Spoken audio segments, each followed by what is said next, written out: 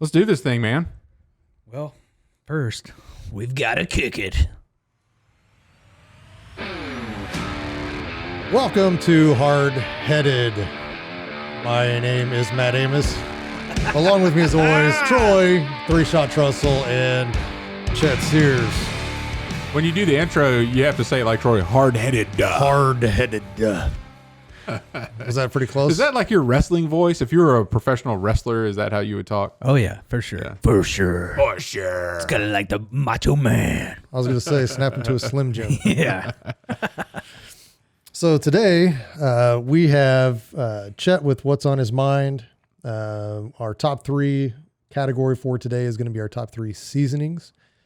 I tried to get that narrowed down to specific type of seasonings, whether it's we're going to barbecue, whatnot. But now it's nope. We're just going to do generic in general. Our top just three in general. seasonings. We may narrow it down later, but if we were, I think we'd argue on whether or not what a smoking seasoning was versus a seafood seasoning, because Matt doesn't know the difference between a boil and smoke. Yeah. So anyway, yeah. Yeah, and then we're gonna finish out. We might revisit that later, and then Troy's gonna bring us a good word. So to kick it off, move it over to Chet. What's on your mind? All right, we're gonna have a little fun with this discussion today. It hit me through some discussion that Matt and I were having about one of his jobs pre-military, that all three of us share a same job. We've all had a job as a delivery driver. Those were the days. Yeah. Did you know that Matt delivered stuff? I did not. Did you know that I delivered stuff? I vaguely remember that. Yeah. I don't remember what. Yours was medical. Home medical equipment. That's right, because you and Broughton. Yeah. Yeah. Yeah. He managed the company fleet. Right. Yeah, I can imagine that guy managing a fleet. Yeah. It was one van. So what did you deliver? Furniture. Well, I delivered the best. Beer. For all the vehicles that we drove. So I drove a Ford Econoline van. I'm sure you drove like a box truck. Yeah, like one of those kick top or top kick GMC whatever. Okay, I don't know what that is. I drove a carriage powered by Clydesdales. Yeah. Yes. No, I drove a 18-wheeler. Yeah. Yeah. Had my CDL and everything. It was awesome. I had a CDL, not for my delivery job. Tell you what, you look like a truck driver in that shirt. If you're watching on YouTube, yes, this shirt is a little small, and I'm showing my weight. You had one too many microwave burritos from the Flying J when you're driving your 18-wheeler. He's been off that. He's been off that. What is that sushi? That sushi. That gas station sushi. Sushi's loose. Oh wow! So how many years did you drive delivery truck? 8 months. 8 months. Quite the career, sir. No, so when I was driving, I loved that job. It was great. But I had a friend whose dad ran a Goodyear tire store, and they sold outdoor truck tires. And he said, my dad's looking for salesmen, and you could probably make indoor truck tires. What'd I say? You said outdoor truck tires. What? So that means there's indoor truck truck tires. That's not the right word I meant to say. Oh. Overland. Big. Yeah, 18 semis. Yeah. Semis. Yeah. I was an outdoor salesman. Is what I meant to say. Okay. But he was looking for outdoor salesmen. Yeah. And he, you could probably make $15,000-$20,000 more dollars if you come work for us. And like I'm doing it. I'm out. So I did that, and I did that for another 2.5 years, and then I went back into the marketing agency world after that. But so you had like a route that you would drive, or was it random places that you had to go? Because like Matt delivered furniture, so like you're going to a different place every delivery. I deliver home medical equipment. Basically, I had one route that I would two routes that were the same, but then everything else I did was to an address. And I worked my way up and got a country route, because those were the best routes to have, because you go in, you check your pallet full of beer, check everything off, make sure you have everything you need. They load it up on the trailer for you. You go out, probably drive an hour and a half to your first stop, which was awesome. Just a nice morning drive. Yeah. And I had a fantastic helper with me. I forget what their title was or whatever, but he was like my right-hand man. And so we'd just hang out and go drive, and then the next stop would be 20 minutes away. So there was less stops and more time on the road, but I enjoyed that. So, yeah, but it was a country route. Now, did you get paid by how much beer you delivered? Yeah, you got commission on the beer that you sold. So if you could upsell the store owner, then yeah, you made more money. And you made more money on weekends. And so in my country route, I don't know if I've ever told this before, but on the show, but my country route, the biggest weekend was Mother's Day weekend. Of selling beer. Because they just love their mamas out there and they love to party. And so that was like more than 4. But you were only there for 8 months, so you weren't there for every weekend of the year. But they told me, I mean, that was the thing in the business. Like you're gonna sell more beer this weekend out on the outlying routes than you will in the city, just because that's when they party. Yeah, like they celebrate mom by drinking beer like it's nobody's business. And it was only beer. It wasn't booze or anything else. Just beer and wine coolers and all that stuff. Anheuser-Busch malt products. Malt beverages. Yeah. So Mother's Day cashed in on that weekend. Yeah. So you just carried extra? Was it a refrigerated truck? No. Okay. So you delivered hot beer? No, the warehouse is refrigerated. Okay. They load it up and you deliver it. Yeah, I got you. And it stays, it's cool. It's not hot. But you run it right into a freeze. I'm in out of freezers all day. So yeah. What towns were you going to? Oh, gosh, I don't remember the names. North or south or everywhere? East. I was going halfway to Ruston. Oh, okay. So not far. Yeah, because Monroe's. Mendon, you hit Mendon and yeah. Arcadia. Some of Haynesville. Yeah. Okay. Around that area. Yeah. But you had extra on the truck to sell? You got to know your store owners pretty well. And if you had, if we had a special product that week or whatever, you'd have some extra of those. But how many of those did not make it and you just said, they bought them? Yeah, that didn't happen. Because if they found out. I mean, I know about your days. Yeah, but I was honest. Yeah, man. Honest with that. I didn't want to lose my job. Right. But the worst thing that for the long 8 months that you were there. Right. The worst thing they did back there, though, is they just dock it would come out of your paycheck. You didn't come back.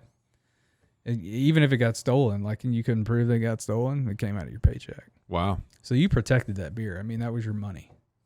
So. What, you delivered furniture? Yep. Did you have to set it up? Yep. Oh, wow. So you built things? Oh, yeah. Carried, so I actually got that job and they wanted me to be a salesperson. And I don't know who in their right mind would think that I'm a good salesperson for anything. But I sat down and this company, they have a very good corporate structure. Yeah. And lots of room for advancement. I mean, I know guys that are still selling for them, now they're store managers, regional managers, and, they've moved up in the company. And so in that store typically promoted from within. And so the growth opportunities there were great. But my first day of selling furniture, I was like, this isn't what I want to do. And, but I put up with it, and it was kind of, you kind of find out how cutthroat it is. And I can only imagine how car sales would be worse, with other salesmen and stuff like that, and then we'd have to unload the trucks in the morning, when the new furniture from the factory came in, and we'd unload that. And we had, I'll never forget this conversation in my life. I'm going back to unload this truck, and I'm telling one of the guys, I'm like, hey man, let's go. And he's like, oh no, that's beneath me. I don't do that. And I said, what? Did you stomp him? And it wasn't my place to stomp him. I mean, I was the new guy, right? Yeah. But I was like, Okay. But I've known people that have behaved that way. Oh, no, but he said it. Like, he came out that is beneath it. me. Mm-hmm. Wow. I'm going to have to use that at some point in time in my life just to see if it gets a rise out of somebody. That's probably coming out tomorrow at work. I'm going to. Sure. in this next office. time my wife asks me for help in the kitchen or something, that's beneath me. Can you help cook? That is beneath me. That's beneath me. And what was funny about that and what was kind of disheartening at the time was the store manager loved that. Yeah. That would be the words on my tombstone right after that. He's beneath this. And that's good. Anyway, the store manager, he liked it? Yeah, he was like all over that. And I was like, you've got to be kidding me. Yeah. So anyway, I was like, yeah, I'm not going to last long here. Right. And so I think I may have done that for a couple of months and just kind of put up with it. And, the commissions were decent, but then I had to deal with customers that, would come in and they'd be picky about the grain of wood, and they'd be like, oh, I don't like that. It's not like what I saw in the store. Like, no, this is exactly because you signed right here. No. What you buy is what's on the showroom floor. Oh, okay. So it's not something like, oh, I want that, and then we get it. No, this is what you're getting. And but sitting with them trying to sell it, and they're like, oh, well, that I don't like that grain right there. I don't like the way that. It's like the tree just does that. I don't, right. We don't have any control over that. And so. And I don't like really dealing with people too much anyway. So that was definitely not the job for me. But you did it for how long? A couple months. And then. Not as long as I was. No. But what I did was all of a sudden a delivery job. So that's when I was a salesperson. Okay. They needed delivery drivers. And so I went to the manager. I was like, look, this I need less people in my life. This situation is not going to work. I was like, but I enjoy most of the people here. Except for that one guy. And, what's funny is I still know him, and he actually is a really good dude. Well, that's good. Yeah, he turned out to be a pretty nice guy. Yeah. And so I went and I was like, hey, put me on a delivery truck. And so I get on this delivery truck and find out that the lead driver is probably about as annoying as that guy, but I ended up having to ride with him for at least one day before I got my own truck. Yeah. And it was so funny because I don't know how many stories I heard about just crazy, just stupid stuff. Yeah.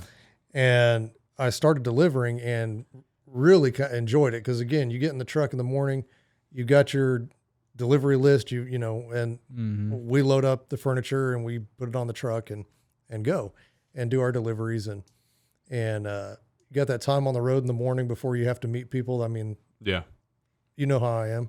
Yep. He needs time before he talks to anybody. Oh, I like it. I missed that time. Yeah. And so I hopped in the truck and I had another delivery guy with me that would sit in the right seat. We'd trade off driving, whatever. If, he was hungover or I was hungover because that's what you're doing. I was drinking back then. Troy was supplying. You were drinking. And so we'd trade off and get to our first whatever and deliver the furniture. And then it kind of morphed to where now all of a sudden they came down and said, hey, you guys are going to start making a commission on the furniture you deliver. And nice. So I'd get like 1.5% for bedroom furniture or because you're setting it up and doing the whole. Yep, and then I get 1% for, living tables, room chairs, whatever. I didn't do any living room stuff, just basically kitchen, bookshelves, blah, blah, blah, whatever, bedroom sets. Yeah. And bedroom sets being the majority of what we would deliver because any of that other stuff, most people can just pick up with their truck and take to their house. And I've been in so many bedrooms. It's insane. But anyway, so I just keep going back to thinking about those times. Some of the crazy things you see when somebody says, hey, go ahead and take down, if you wouldn't mind, I'll pay you an extra, whatever, I'll tip you whatever, so you can take this down and move this wherever. And, we do that and then they'd forget about like the 9,000 things that are under their bed or whatever. And so it's weird what you'll find. Yeah. And, so when they changed it to a commission setup, I was like, oh, I'm going to capitalize on this. Like before, I would load my truck up and we'd be out for the day. You know, we'd make it. Yeah. Take your time. Well, not necessarily take our time. We get that delivery done, we're on to the next one. Because if we could end early, you're done for the day. We were out. But now there's an option to make more money.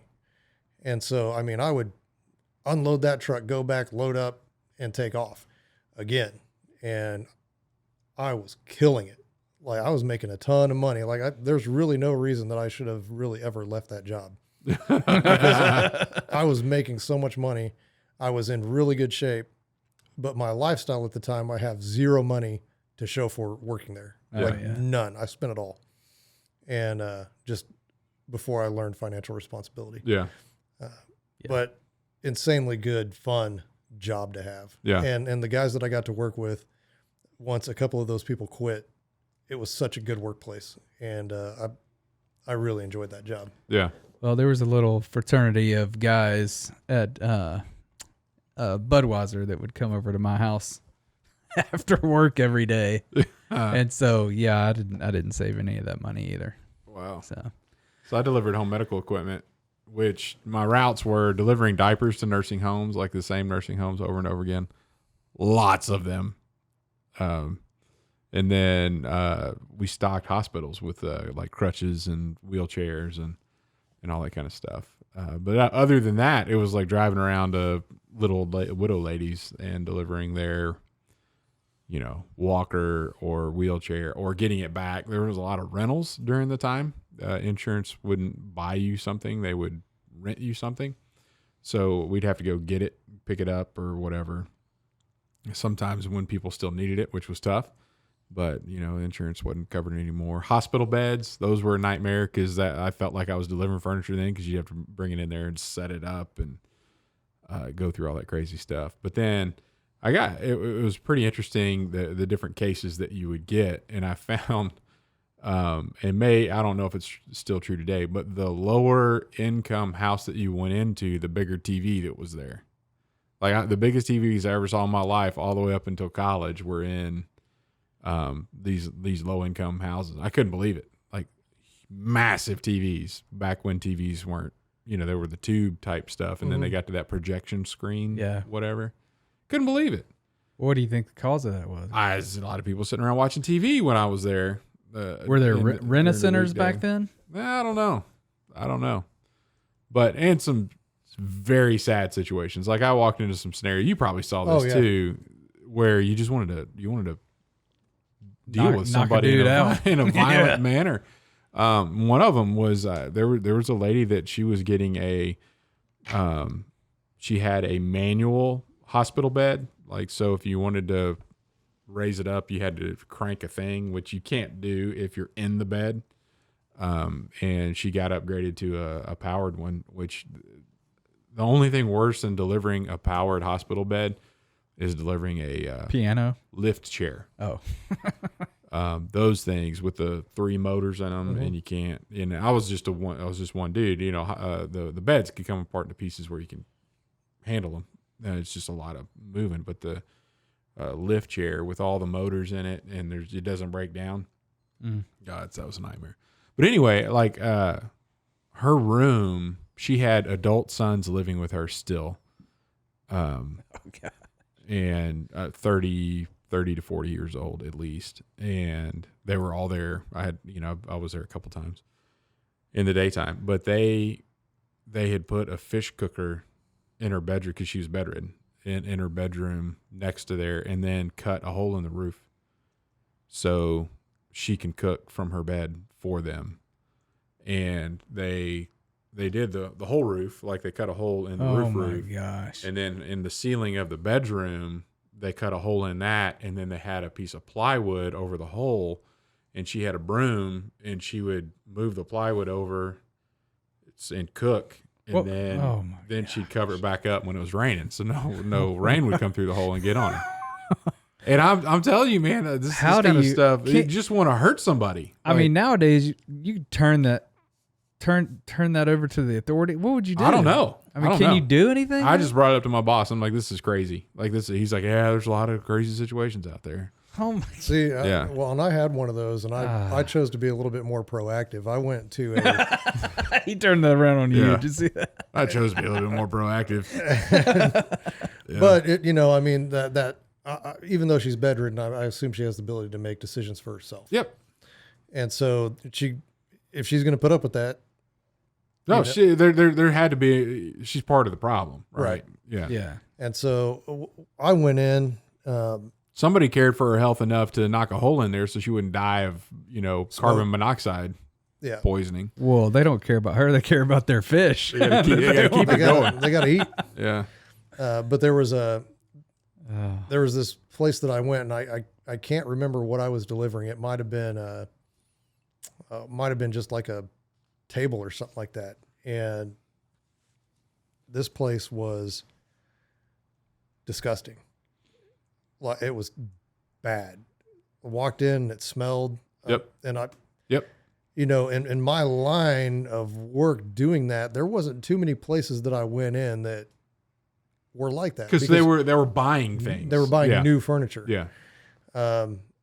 And there was just trash on the floor, everything. And then in the middle of that trash was like this newborn baby.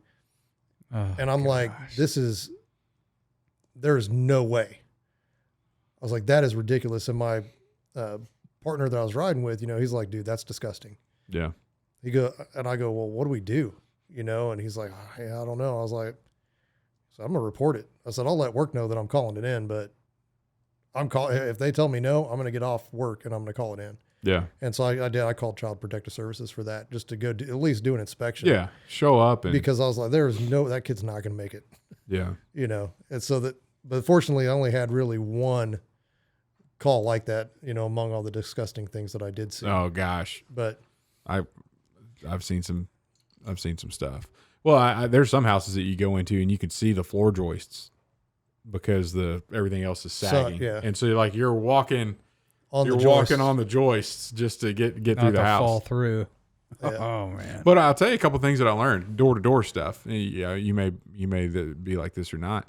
But you never know if somebody's doorbell works well. Right. So I learned over time by, sitting there and ringing a doorbell and actually nothing happening. You just don't know. You just feel like an idiot. You're out there for 5 minutes and you don't, how many times can you ring it before you get, you're annoying to some, what to do. So I always, and still to this day, I walk up, I ring the doorbell and knock right away. And I knock hard. But that's like, hey, ring the doorbell, knock, knock, knock, just in case I didn't know if the doorbell works or not. So that's something that stuck with me. The other thing, this was back, pre-GPS and all this other kind of stuff.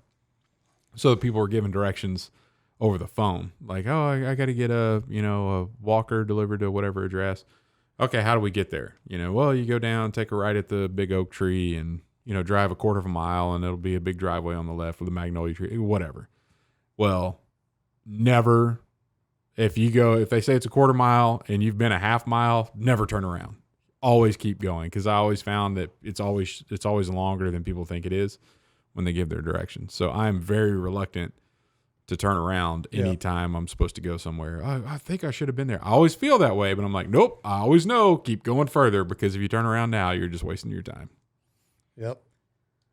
Yeah. I had a friend telling me he was in North Carolina, I believe it was, and he was getting directions from this lady, Southern lady. And she was saying, yeah, then you go down there and you take a right at the tower and then you keep going on down. And he got there and he was like, I don't see a tire anywhere. Where's a tire? It was a tower. And I looked at him and I said, yeah, she was saying tower. He said, I figured it out eventually. There was 2 syllables in there. Right. You just didn't hear one of them. Didn't hear it. Tar. Yeah. Tire. Got to get around that tower. Yeah. Well, I was saying on the directions because again, I was driving before GPS was even a thing. So I had maps and everything like that. Yeah. And that was pre-delivery. So like the night before I'd see my deliveries and then I'd line them up and I'd call the customer that night when I got back and I'd be like, hey, we're going to deliver between this time and this time tomorrow, blah, blah, blah. And cause thankfully at least cell phones were a thing. They were the Nextel. Yeah. Whatever, I know which one, yeah. With the walkie talkies on them. That was the first one I had from work. Yeah. I hate that sound. I do too. Yeah. Oh my gosh. That brings back. If I heard that right now, the hair on the back of my neck would stand up. Yeah. Oh, I hated it because you knew something was coming that you didn't want to hear. Those crazy people from GM. Or you got a salesperson like the one that everything's beneath him, calling and saying, "Hey man, I just sold this and they need it delivered today. Can you deliver it today?" Yeah. And then I turn into like the Al Bundy, like with the quickness. I'm like, "No, I'm not doing it. I got too much to do today. Can you come back, man? Whatever, and I'll pay you whatever." And well, you know what you should have told him. It's beneath me. Yeah. No. That's beneath me. That's for tomorrow. But I haven't thought about that in a long time. Just having how I had to do my route and plot addresses and then figure my route. And then we'd have those out of town deliveries. We'd go out to Western Kansas which is where we went most of the time. I think Eastern Kansas. I don't know where they're getting their stuff at. Right. But Kansas City. The one place that we had to go was down in Oklahoma. And so we hop in the truck, this is an all day trip now, and so now I'm not getting my commissions, but I don't have to put up with anybody. So they weren't too bad, but we're getting ready to cross the state line and we get pulled over because we went around the toll. And so but that's what the directions told us to do, right? She's like, turn here and you'll avoid the tolls and then turn down this road, whatever. And so we did that. And then I guess the cop saw us and pulled us over and they're like, what are you hauling back there? Furniture? Oh, better open it up. So, open it up. Yeah, it's furniture. It's not drugs, man. Right. Weed furniture. Yeah. Furniture with hemp furniture. With weed. But no, that was. What's that Saturday Night Live's deal? It's pretty. Could you put my weed in there? It was Adam Sandler was in that thing. Was it SNL? You can put your weed in here. You can put your weed in here, man. Yeah. Anyway, it was some store in the mall that had like decorations and stuff. You can put your weed in here. But so, yeah, that was the only run-in that I had with the law ever when I was driving. Now I've had some sketchy situations with wind on those box trucks. Oh, wow. Holy smokes, getting caught in storms and riding on 3 wheels. Yeah. I think that was eight wheels on that thing, maybe. Yeah. 2, 4, 5, 6 Basically wheels. a U-Haul, right? Yeah. Yeah. Yep. So dually in the back. Yeah. And that would be 6 wheels. 6. Yeah. Just like a regular dually truck. Yeah. I'm trying to look back and think. Yeah. But no, those are fun times. And I was actually reminded of that 2 weekends ago, my delivery driving days, because I went and I bought a bed.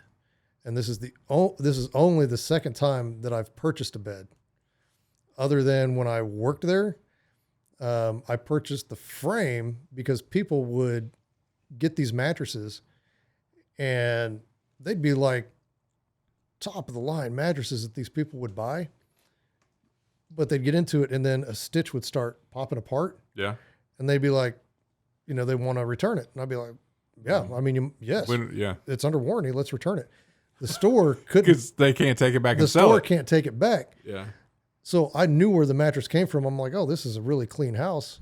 Like, this mattress is coming home. And so, I mean, I'd throw the mattress in the back, and we had all the cleaning supplies at the shop to clean them up. Clean all that off. So I'd clean them up, bring it home. And I think I ended up, they used to have, if you've ever seen it, it's a hybrid water bed. So they actually had the water mattress inside like a pillow top shop. No, I did not know that existed. I had a water bed growing up though.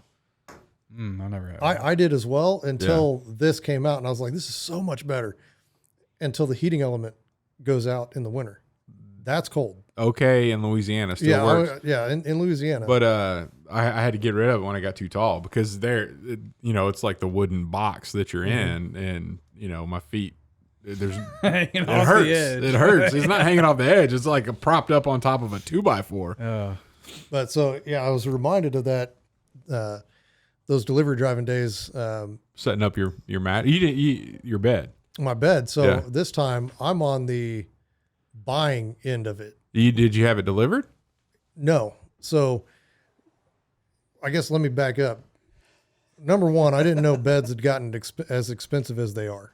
Like when I was They're crazy expensive. When I was selling them, they were not that much.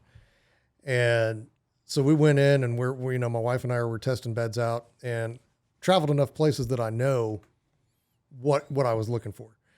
And so we get in and we're testing these out, and we came to the agreed upon mattress. We're like, yeah, this is the one that's closest to what we slept on. And so you guys went around laying down on beds in the mattress store? Yeah, that's awkward. I've done it. It's awkward. Number one. I think we've all done it, but it is strange. You know, the sales lady, bless her soul, was super accommodating, and was like, you know, well, this mattress right here, you know, this is the one that Tom Brady advertises. This is the one he really likes. And I was like, really? Tom Brady advertises for mattresses? Apparently. And so I was like, well, if he's been beat up as much as he has, I mean, I'm probably about as beat up as he is, so might be comfortable for me. So we're sitting on this bed, checking it out. And then she's like, yeah, and this one's got the adjustable base underneath it. And we'd stayed at an Airbnb with an adjustable base. Is that the...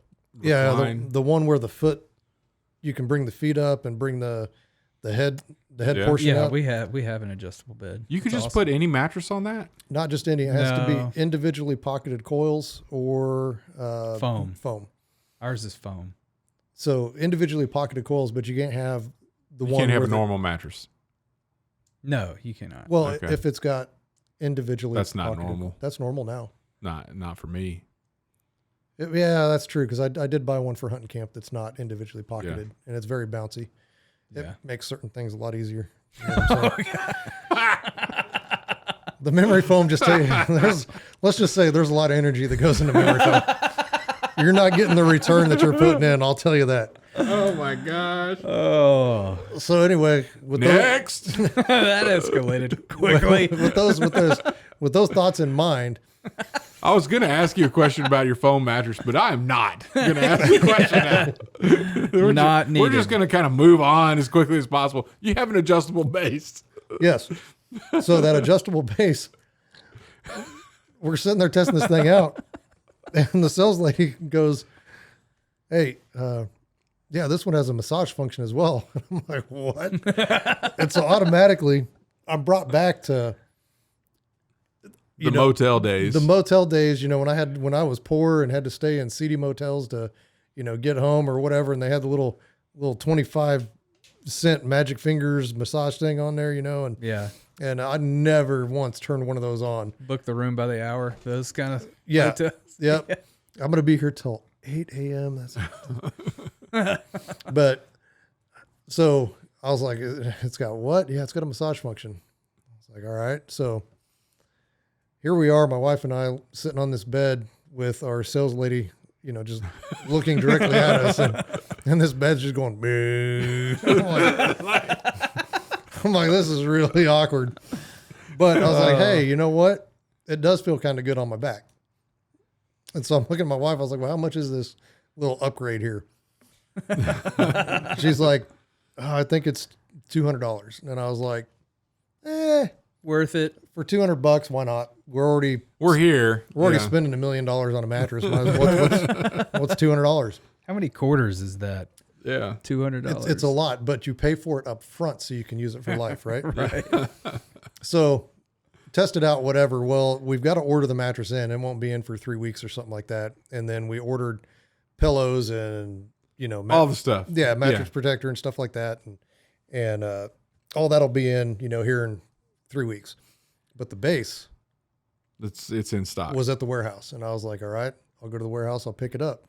Are you sure? I was like, yeah, well, how much? I know how to pick up furniture from a warehouse. It's like, yeah, I mean, you know, I didn't bring up, I used to do this for a living. Yeah. You know, and I didn't say this is beneath me because I'm going to go deliver my own furniture, right? I'm going to do what I can. And I was like, how much does it weigh? And she goes, oh, probably 7,500 pounds. I was like, oh, that one would be too big. You handle that. No, not a big deal at all. So I get to the warehouse and I see this guy tip it over on the truck, and my truck squats. And then he picks it up, and I mean, basically just chest press this thing into the back of my truck. And I hear this dude. And then I look on the side of the box. It's like 250 pounds. And I'm like, well, now we might have some issues. Because the combination of my wife and I trying to move that in with my wife's bum knee and my bum knees. I or no knees, I guess, for the matter of fact. Well, one of them you have is pretty expensive. Yeah. Well, and I mean, technically that one should hold it. I'm worried about my anatomical knee and busting that out and having to have surgery on it. But so I get it home and we open up the box and we take everything out and just take it in piece by piece, which wasn't too bad at all. But this thing was literally the easiest bed frame that I've ever put together. It was literally 4 bolts with a couple of spacers, plug everything into this little thing, and come to find out it's even got a under the bed light, so you can hit the light and it lights up what's under your bed. So wow, it's pretty neat. Well, I mean, it's plugged in already. Man, so mine as well. Mine doesn't have a light. I'm kind of jealous. Does yours have a massage function? No, I didn't upgrade. So if you choose to, here's what I would recommend. Before you set that thing on the floor, get some spacers, get some carpet spacers or something like that. Remnant to put under the legs? Yeah, under the legs. Because when I sat in bed after I got this all together and I'm trying to find out which position I want to watch TV in, okay, which position do I want for my midnight snack? And so I get all that set and I was like, let's try this massage function out. So I hit that thing. Well, I didn't realize that it had levels of intensity and different variations, right? So I turn this thing on and if I'm lying, I'm dying. When I turn that thing up full power, have you ever been on that airplane and that moment right before it gets airborne and that whole plane is rattling and everything's going and the luggage up top. Occasionally one of the doors pops open. Yeah. I mean, luggage is falling out. That's what it felt like. And that's what it sounded like. And I was like, there is no way on God's green earth I'm turning that on when we have company, because they're going to think the absolute worst is going on in that room. I was like, that's going to be an awkward breakfast conversation when they say, what was that noise for like 4 hours last night? Oh my gosh. Just say stamina. Yeah. It's like, have you ever flown? That's those individually pocketed coils. It ain't that memory foam. You have a heart attack that long on memory foam. Oh my gosh. I didn't know that when I brought up delivery driving that this was going to go there. Wow. I'm glad you did. So anyway, come to find out, I think it was a combination of the wood floors, and then I'm kind of redneckish, and I've got a gun build table at the end of my bed instead of like any bedroom furniture. Mm-hmm. I have a table with a vise where I build guns, and then I've got a gun safe like right here, and my wife puts up with it. And the metal bar that holds your mattress on when it goes into an inclined position to keep from sliding off, that was actually hitting the wood on my metal table. And that was that, because it was just vibrating everything. So I think once I get some proper spacing, some carpet pads under there, and, get those, get the table away from the end of the bed there, I think we'll be all right. But yeah, it was loud, and it made my daughter blush when she came in. She's like, "This is just too weird, Dad. I don't need to hear about this. This is too weird, Dad." And I was like, "All right, yep." Well, that metal thing that holds your mattress in, ours pops right out. Yeah, so does ours. Yeah. So if you're not inclined, I guess you could. Well, he doesn't want to take that out because he's got a midnight snack position that he needs to get into later. True. But if he wants to just massage and not rattle the furniture, you could just move the furniture away from the bed. That's the easiest solution. You need like they have on those big excavators where they're putting the poles out with the ribbon tape around it so you don't walk into the thing. That's what you need to put around your bed now. Put some curb feelers on the bed. Yeah. But that was wow. It was an interesting experience. Thank you for that, Matt. I really, really appreciate your candor. The best was, so I actually wrote about this on Facebook, and my mother-in-law. Well, I saw you shared the picture was the quarter magic fingers. Yep. Yeah.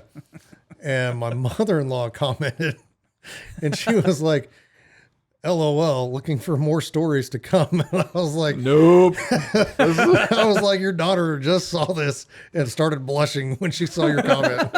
And I was like, "I got you. No more stories coming from." You should say, I'll save those for the Thanksgiving table.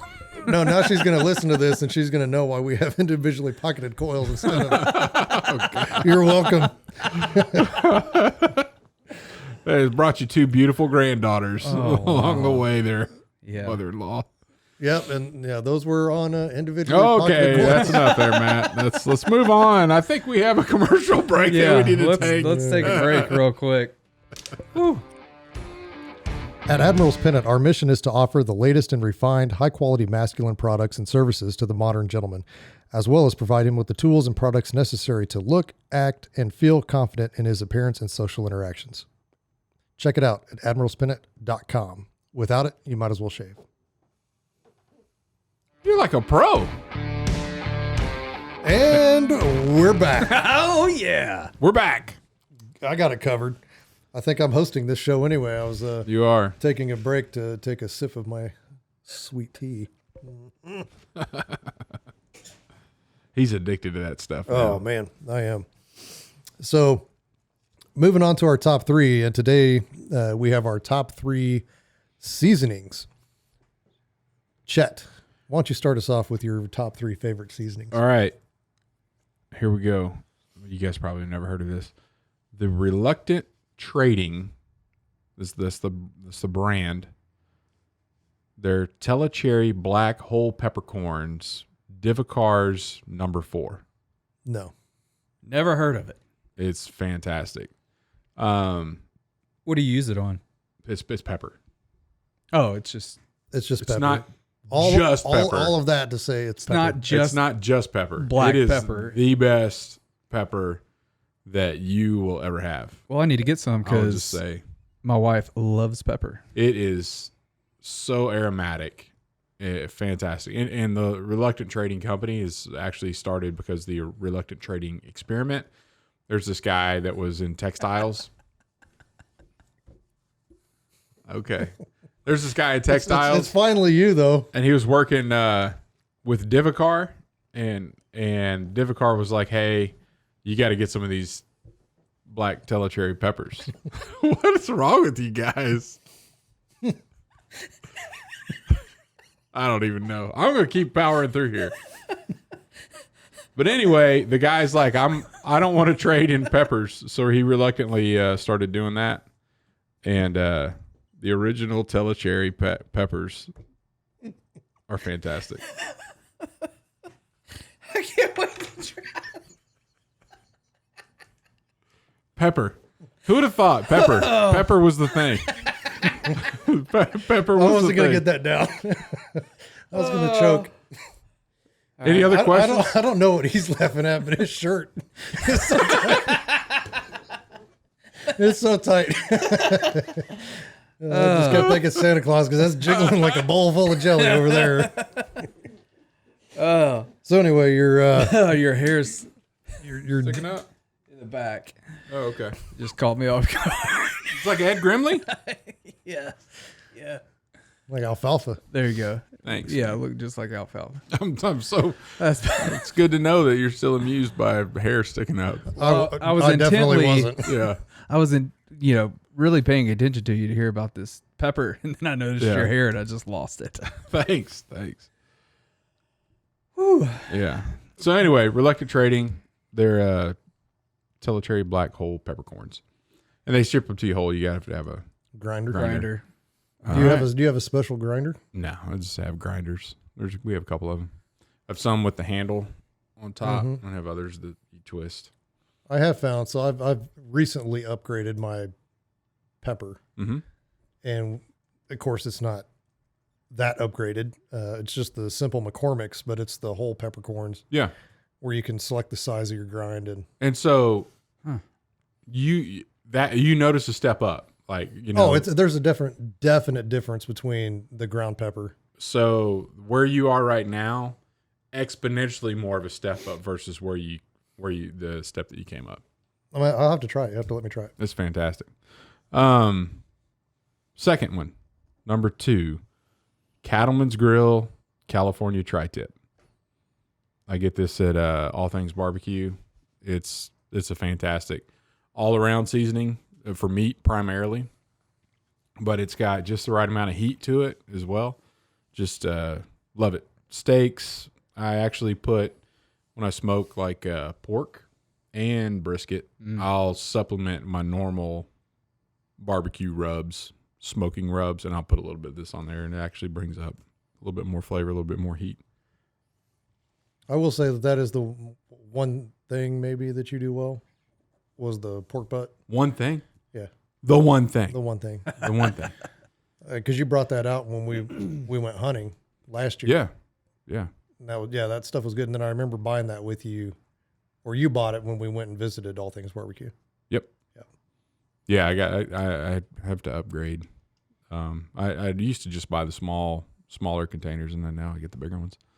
It's really good. Cattleman's grill has some pretty good other seasonings too, but that tri-tips, one of my California tri-tips, big. It's the only thing that I buy with California in the title, so you know it has to be good. Number 1, Raisins. Sun-Maid. Doesn't have California in there. He said that's the only thing he buys with California in the name. So he would not buy California raisins. No, I buy Sun-Maid raisins. They're from California, but it's not California raisins, isn't it? In the not title. in the name. It was a commercial back when you were in diapers. Probably. Yeah. Heard it through the grapevine, man. I was in middle school. Tony Chachere's Creole seasoning is number 1. Fight me if you don't agree. That's number 1. It's pretty good. We use it as salt in our house. Yep. It takes it does take it's so all around. It can be used on everything. We I use it on eggs. We steam broccoli. Oh yeah. That's what goes on the broccoli. Like it's we use it on, it's like salt. I put it in chili. Yep. Oh yeah. Sometimes a little too much because sometimes the salt content in some of those varies from one bottle to the next. Yeah. I have noticed that, but yeah, it's good. Yeah. All right. Yeah, Troy, fire away, man. All right, number 3, garlic powder. It is my basic lay down powder on almost any meat that I use or that I cook with. Sprinkle a little garlic powder. Why not garlic salt? Because I usually add salt to either to the meal when I'm eating it. Yeah. Or if I do add salt, I want to be able to control the consistency from garlic to garlic salt. I feel That's like something you had in your house too, wasn't it? What? Garlic powder. I always have it in my house. No, like growing up. Oh, probably. Because Ashley's the same way. I'm like, I grew up in a garlic salt house. You guys are apparently a garlic powder house. Yeah. Well, we had both, and I still have both. Sometimes I'll use garlic salt, but for the most part, I'll do powder. Yeah. And then if I want salt, I'll add a little of that rock salt to it. I got you. Matt's taking notes. Mm-hmm. Number 2, lemon pepper. Yeah. Classic. I use lemon pepper on mostly chicken. Yep. And hamburgers. Hamburgers? Yeah. A little trick from my grandfather. He used it on all his hamburgers. Mm-hmm. Saw my dad using it on hamburgers. Just have always used it. So I have to tell you a little story about lemon pepper. That I'm a lemon pepper fan, especially with chicken. Mm-hmm. And that's something we always have at the deer camp. And we have this little metal. It's actually it was a tote made to store tea that my parents brought back from Japan, and that's what we use to keep all of our kitchen stuff in at the deer camp because you don't have to worry about mice or anything getting into it. And had some lemon pepper in there that went rancid. And Tim was like, dude, I'm like, what? He's texting. I hate lemon pepper now. I'm like, why? He's like, I just opened that. The whole cabin stunk, and I opened it up, and it hit me in the face. I'll never, if I smell lemon pepper from here on out, I'm gagging. Because he had to clean everything out of the whole deal, and he hates lemon pepper now because it could go bad. Yeah. So anyway, now I don't get to have lemon pepper at the deer camp. It's been banned. No more lemon pepper. That's all right. You don't need lemon pepper in camp. Yeah. Yeah. And number 1, Tony Chachere Creole seasoning. There you go, man. Extra spice. Oh, you don't just get the normal. Well, we have the normal. Yeah. For those that like less spice. Mm-hmm. But it comes with more of a red label. Yeah. Yep. I know what you're talking about. You know what I'm talking about? Yeah. It's either extra. You find that here now? Is it more spice or extra spice? I think it's more spice. Yeah, I think it is more spice. Yeah, I got the bottle I got it here. It's this little one. Yeah. It doesn't. And it probably costs like $7. Probably. When it's like 39 cents in Louisiana. Right. But yeah, I use that on, almost everything. I did talk to Walmart about Tony Chachere's and carrying it up here, and they started carrying it. I think I get the credit. I will give you credit. Yeah. Way back when. That was the two things that we always had to bring up was community coffee and Tony's whenever we went. Well, you still have to bring up community coffee, like if you other want flavors. Yeah, other than the Americana blend or whatever it is. Well, they have the breakfast blend here and the Americana basic blend, whatever. Yeah, I don't know if you guys know that or not, but if your local Walmart doesn't carry something that, to our listeners out there, if they don't carry something that you want, I've had pretty good success in getting them to carry things that they normally didn't carry. So email them. All right. Matt? We ready? We're ready. All right. I've got to rearrange some things here. Hey. Yeah. 2 weeks in a row, we agree on the number one. Hey, look at that. Hey. All right. Troy's getting smarter. Imagine that. Chet is getting dumber. So we're going to meet in the middle. I'm gonna start with my number one. And Matt's going to change his number one so he doesn't align with us. That's right. Number one, Tony Chachere's Creole. No way. Hey, all right. All the way around. That was my original number one. I just wanted to go ahead and get that out of the way. Which goes by Tony's in our house. I don't know if that's what you call it. It's just Tony's. Yeah, that's what we call it too. Yeah. Can I get some Tony's with that? Give me that Tony's. Hey. Chachere's. Cheers. And like I said, I use it on everything. Yeah. Eggs. I mean, I'll put some jalapenos, chop those up in the eggs, put in some Tony's. and or like I said, it goes in my chili. Burgers, it doesn't matter. I put it on literally everything. Dude, just rice, a little butter, plain rice, plain rice. Tony's. Yeah, ramen noodles. I don't eat ramen anymore, but when you did, it would have been good back then. Yeah. So I'm going to that would be into my number one, but I'm going to caveat that by saying 1A or 1B is going to be Farmer's Daughter garlic scape salt. And the only place that I know of that you can get this is, I believe it's Cuttawa. I believe is where she sells that up in Canada. And you can get it online now. She upgraded, so now you can buy this stuff online. And you got to remember when you go to buy it, it's in Canadian dollars, CAD, instead of US dollars. So when you see like $9 for this or $10 or whatever it is now for that, hey, it's going to be right around $8.50 US. But what she does is she grows the garlic and then cuts the scapes, which is the top of the garlic, that little green part, cuts that off, dries it, and then roasts it, and then mixes that with salt. Mixes that with like a sea salt type of deal, and it now that also goes on everything. So I'm putting that on burgers. I put it on chicken. I put it on whatever. And if you like garlic, this is a kick in the pants type of really good man. Roasted garlic. I do. I love garlic. And like I said, Farmer's Daughter, and it's Dotter because that's their last name, Daughter. But she just started selling that on like a little stand, like we have fruit stands or whatever here. Yeah. They have their little fruit stands on the side of the highway, and that's where she started selling. Now she's online, and I don't know how she makes enough to keep up, because everybody that I've introduced it to now buys that stuff like wholesale. Wow. I mean, they're going and buying a ton of it.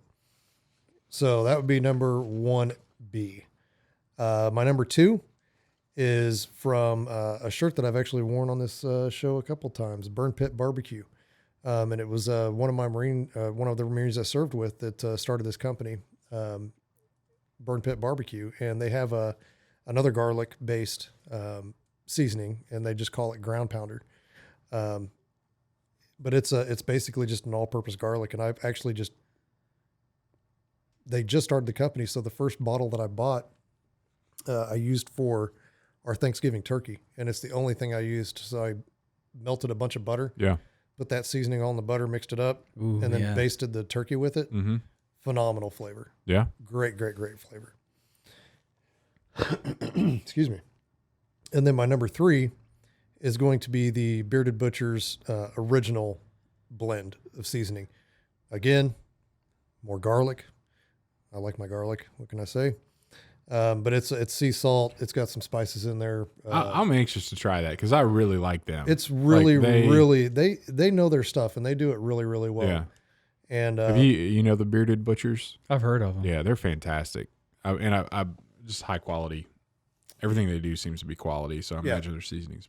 Fantastic. Yeah, and it's really good. And they even on their YouTube stuff, where they're using just their seasonings, because they did a summer sausage tutorial, and that's where I actually learned to do the summer sausage and started making it their way, and their way is way better than the way I was doing it before, and turns out a much better product. And so I haven't actually used theirs on because they actually recommend this for summer sausage, and they say just throw this in there and just be just fine. Yeah. Or brats.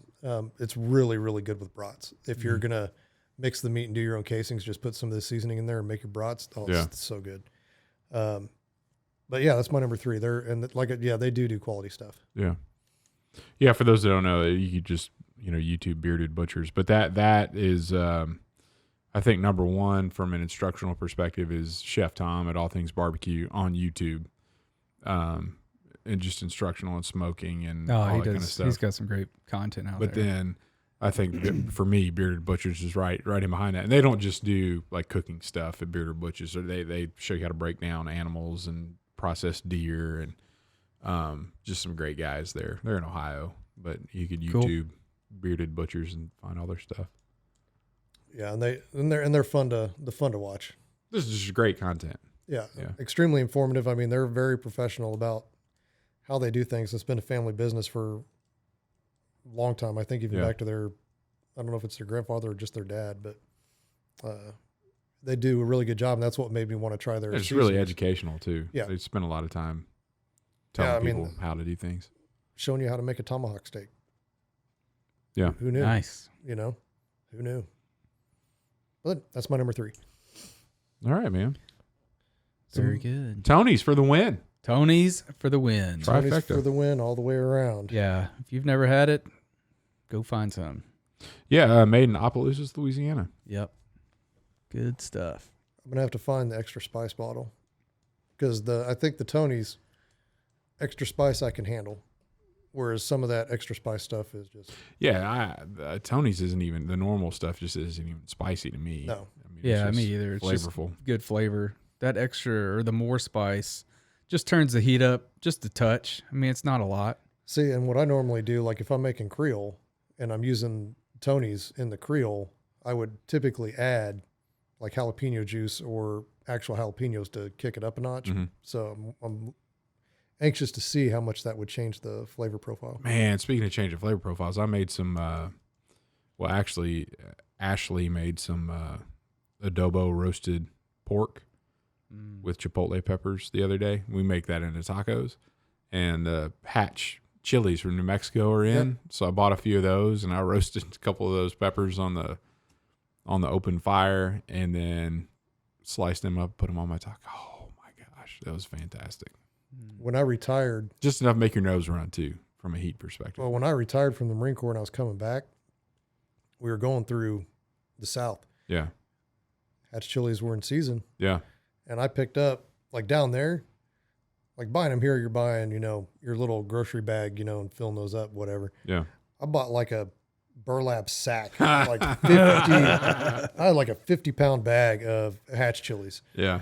And brought them back. And that's awesome. I'm going to say that 30 pounds of them probably went bad before I got them actually frozen because of the drive and then, trying to get them. But I need Stone makes that salsa. He uses serranos in his salsa. I bet I want him to make some with some Hatch and see what those comes out. We actually just did that this weekend. Yeah. Made my wife did anyway, made a bunch of salsa.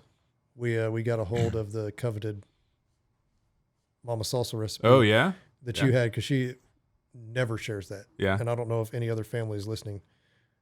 We should probably edit you this. don't have it. You burned it. Yeah, we don't have it. Yeah, but we ended up making it because she's had some medical issues over the last couple of weeks and hasn't been able to do all the stuff with the garden, and she uses garden salsa peppers. Oh, okay. And unbeknown to my wife, the ingredients that we got were the instructions that we got were for a full batch. The ingredients that we got as far as peppers were for a full batch, but the tomatoes that we had were for a half batch, and she used all the peppers. Oh. So I tried it right after it was done. Yeah. And cooled down and tried some. I was like, this got a little heat. I was like, this is pretty spicy. While you're making it, you can normally tell, like, oh, this is going to be a little bit different. Yeah. And then she goes, well, now you got to be careful. She goes, because after you can it and it sits, it gets way hotter. Yeah. I might be giving a bunch of this stuff I'll take it. I'll take it too. I'll try. I don't know about actually giving it away, but might have to a little crawfish on that offer. Add some cheese or something like that in there. But that's what we were doing. So yeah. Anyway, moving on to a good word, Troy. All right. What's the good word of the day is fear. Fear. And not just any fear, the fear of the Lord. So Proverbs 1:7 says, the fear of the Lord is the beginning of knowledge. Fools despise wisdom and instruction. And I wrestled with this verse for a while in my past because I didn't really understand what the fear of the Lord meant. And I heard Tim Keller talking about it, and he has a way of just explaining biblical truth to a way that I can understand it, to a way a lot of people can understand it. And he said the fear of the Lord is not being afraid of the Lord. The fear of the Lord is having an awe-inspiring reverence of the Lord, that you would do nothing to disappoint or to sin against or anything to this person, to God, because you have this awe-inspiring reverence for him. And so that just kind of, when I heard that, I was like, okay, now I understand it. Because I always knew like it wasn't a fear of, I should be afraid. I just didn't know how to put it to words. And Tim Keller did that for me. And so I wanted to share that on the podcast today. And also share Psalms 130 verse 4. But with you there is forgiveness, that you may be feared. And so through that awe-inspiring reverence, there is forgiveness for the things that we do from this God that is awe-inspiring, that we should have the fear of the Lord in. So yeah, the word of the day is fear. Yeah, we're actually going through First Peter in my Sunday school class, and we came across this a couple of weeks ago, maybe about a month ago now. In 1 Peter 1:17, since you call on a Father who judges each person's work impartially, live out your time as foreigners here in reverent fear, for you know that it was not with perishable things such as silver or gold that you were redeemed from the empty way of life. It's like out of just massive respect, right, and acknowledgement of who he is. Yeah. Right on, man. Yeah. So that's it. Fear of the Lord. I dig it.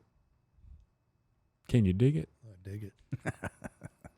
All right. I was going to say, it's kind of like that fear you have, or some people have for their parents as well. Oh, yeah. It's almost kind of not the same, but the same in kind of that respect where you don't want to let them down, not because you fear.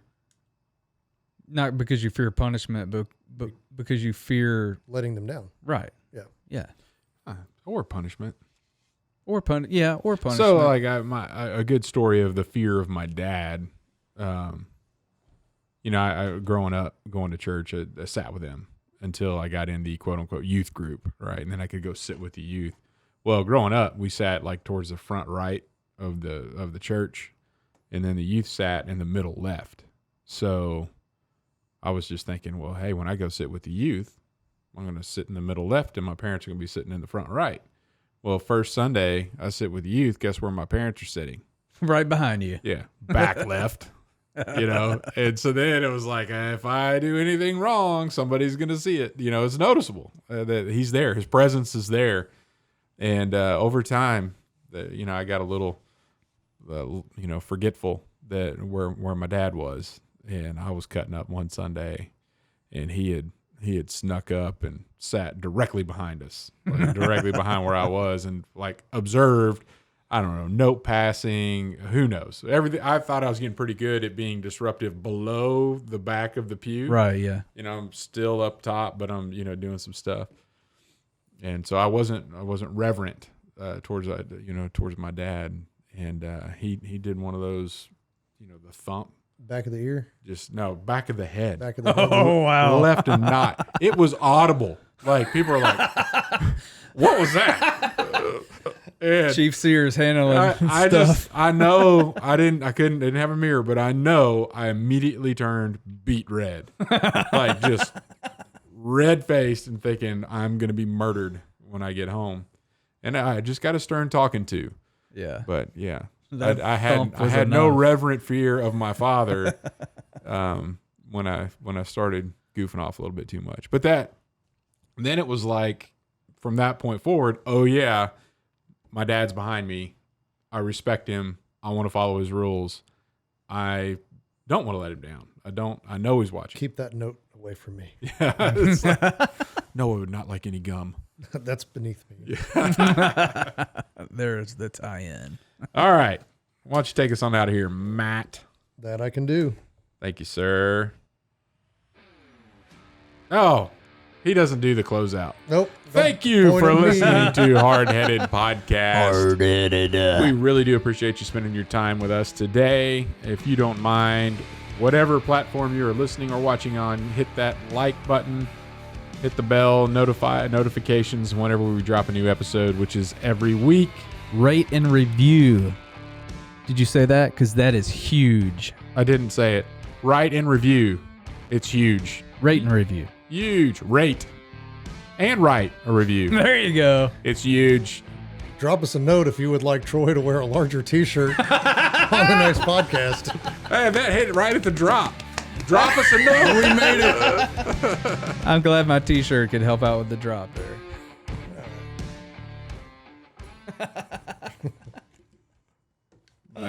Oh, that thing was moving, boy. Your hair, I just looked up at you. I couldn't stop laughing.